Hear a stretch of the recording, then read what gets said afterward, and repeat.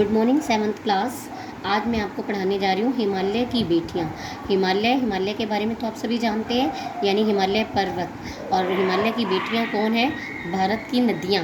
भारत की नदियाँ जो हैं उनको हिमालय की बेटियाँ कहा गया है, यानी हिमालय उनका पिता है। तो आइए हम आपको हिमालय की बेटियों के रूप में भारत की नदियों के बारे में बताते हैं। अभी तक मैंने उन्हें दूर से देखा था। उन्हें मतलब या उन्हें किसको लिया गया है? भारत की नदियों को। तो बड़ी गंभीर, शांत, अपने आप में खोई हुई लगती थी। संभ्रांत महिला की भांति वे प्रतीत होती थी।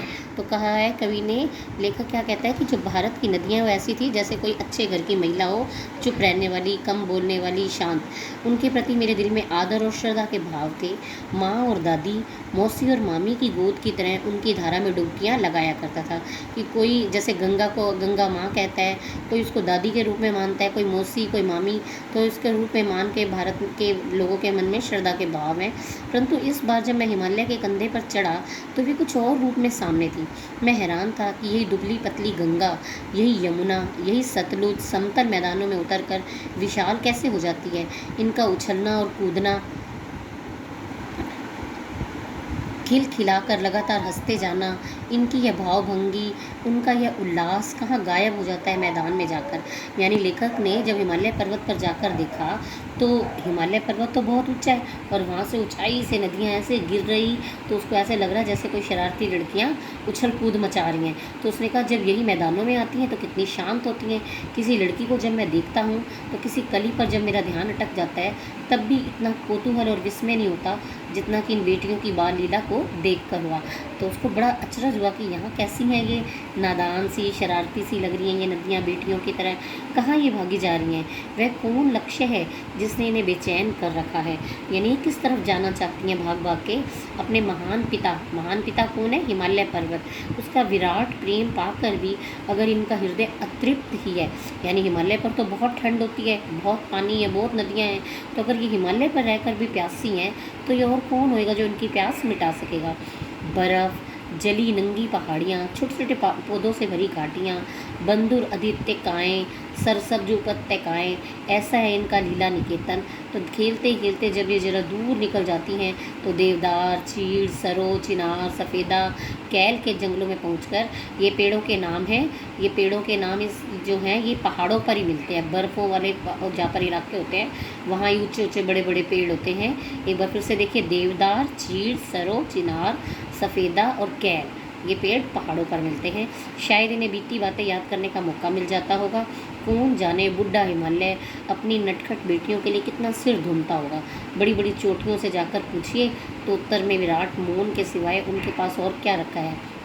सिंधु और ब्रह्मपुत्र, ये दो नदियाँ, ये दो ऐसे नाम हैं जिनके सुनते ही रावी, सतलुज, व्यास, चनाब, झेलम, काबुल, कपिशा, गंगा, यमुना, सरयू, गंडक, कोसी आदि हिमालय की छोटी बड़ी सभी बेटियां आंखों के सामने नाचने लगती है कि ये दो बड़ी नदियां हैं, सिंधु और ब्रह्मपुत्र, और ये आगे सारी छोटी छोटी नदियां इनसे ही निकलती हैं। वास्तव में सिंधु और ब्रह्मपुत्र स्वयं कुछ नहीं है, दयालु हिमालय के पिघले हुए दिल की एक एक बूंद ना जाने कब से इकट्ठा होकर इन दो महानदों के रूप में समुद्र की ओर प्रवाहित होती रहती हैं। तो अब इसमें सिंधु और ब्रह्मपुत्र नदियों को क्या कहा है लेखक ने?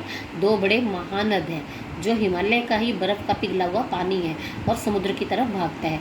हिमालय की इन दो बेटियों का हाथ पकड़ने का श्रेय मिला पर्वतराज समुद्र को। पर्वतराज हिमालय से ये समुद्र की तरफ भागती हैं। तो इस तरह से उन्होंने क्या कहा है कि पर्वतराज हिमालय जो है वो इनका मायका है, पिता माना है पर्वतराज हिमालय को, और समुद्र इनकी ससुराल है।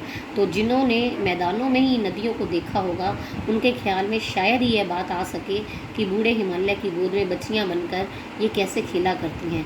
माँ बाप की गोद में नंग धड़ंग होकर खेलने वाली इन बालिकाओं का रूप पहाड़ी आदमियों के लिए आकर्षक भले ना हो, लेकिन मुझे तो ऐसा लुभावना प्रतीत हुआ यह रूप कि हिमालय को ससुर और समुद्र को उसका दामाद कहने में कुछ भी झिझक नहीं होती है।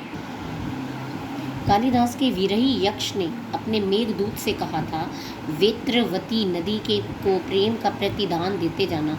कालिदास का नाम आपने सुना होगा, संस्कृत के बहुत बड़े महाकवि हैं और उन्होंने एक बहुत बड़ा नाटक लिखा था जिसमें जो है उसमें उन्होंने यक्ष ने अपने मेघदूत से कहा था कि नदी को प्रेम का प्रतिदान देते जाना, कि प्रेम के रूप में, संदेशी रूप में ये वे दे जा सकते हैं। तुम्हारी ये प्रेयसी तुम्हें पाकर अवश्य ही प्रसन्न होगी। तो ये प्रेयसी किसको कहते हैं? प्रेमिका को, कि प्रेमिका को ये संदेशा मिलेगा तो बहुत खुश होगी। तो यह बात इन चंचल नदियों को देखकर मुझे अचानक याद आ गई और सोचा कि शायद उस महाकवि को भी नदियों का सचेतन रूपक पसंद था। यानी कि दरअसल कालिदास के समय से ही नदियों को पसंद किया जाता था।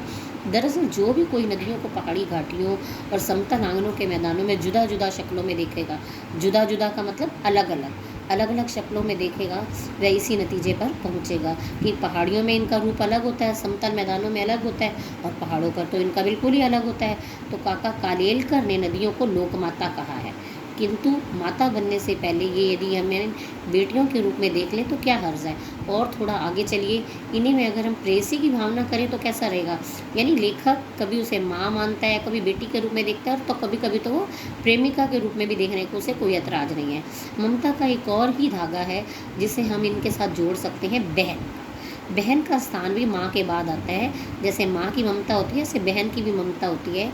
बहन का स्थान कितने कवियों ने नदियों को दिया है। एक दिन मेरी भी ऐसी भावना हुई कि थोलिंग जो तिब्बत में है, वहाँ की बात है, मन उचट गया था, तबीयत ढीली थी और सतलुज के किनारे जाकर बैठ गया। कि ये लेखक बहुत उदास था, वो जाकर सतलुज नदी के किनारे बैठ गया।